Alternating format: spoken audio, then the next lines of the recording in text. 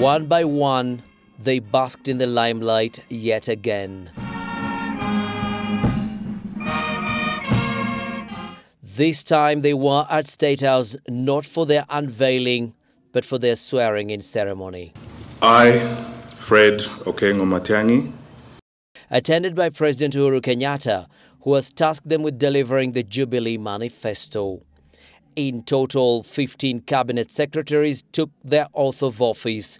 Foreign Affairs Cabinet Secretary designate Amina Mohamed could not be sworn in as she's out of the country to hand over her former office at the United Nations. And that I will perform the functions of my office conscientiously and to the one after the other, the new Cabinet Secretaries pledged to uphold integrity and good governance, vowing not to leak cabinet and government secrets. I, Charity Kalukingilu, and promising that they would advise the president accordingly. These are the men and women who caught the president and deputy president's eyes to be named cabinet secretary nominees. And after Parliament gave their nominations a thumbs up, the president had a message for them.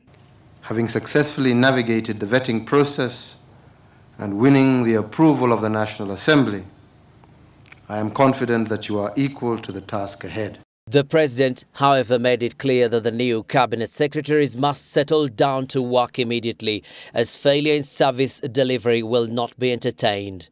Ladies and gentlemen, I want to repeat that again. The people of Kenya want to see positive transformation in their social and economic lives. They are no longer willing to wait. They are no longer willing to listen to excuses. We have no other choice. We must perform. The head of state said Kenyans expect much from the Jubilee administration given the many promises it made to them, and cabinet secretaries are now expected to provide leadership with integrity and utmost professionalism. I call upon all Kenyans, public servants and ordinary citizens alike, to cultivate a culture of hard work, integrity, innovation and meritocracy. The Kenyatta administration wants all public employees, including cabinet secretaries, to prove their worth through competitive grading. And in a clear warning to those perpetuating corruption, the president declared war on graft, promising the country's public anti-graft agency will be protected from interference as it tackles the vice.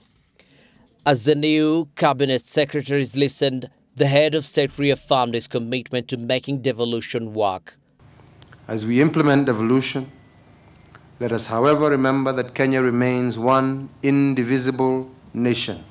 Cabinet secretaries are taking office at a time when insecurity has hit several parts of the country, including Mandera, the Tana Delta, Busia and Bungoma.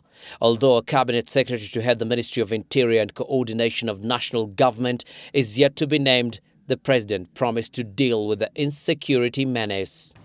Those who think that they can shake our national security must know that we will take all steps to enable our people go about their national and individual duties peacefully.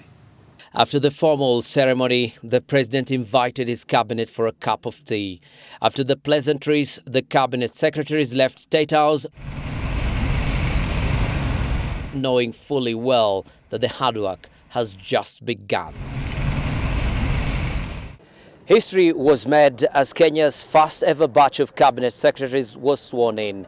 But the men and women tasked with delivering government services at the very highest level know very well that history too will judge them harshly if they fail to deliver what the president says is expected of them, a positive transformation of Kenyan lives. Abdi Osman, State House, Nairobi.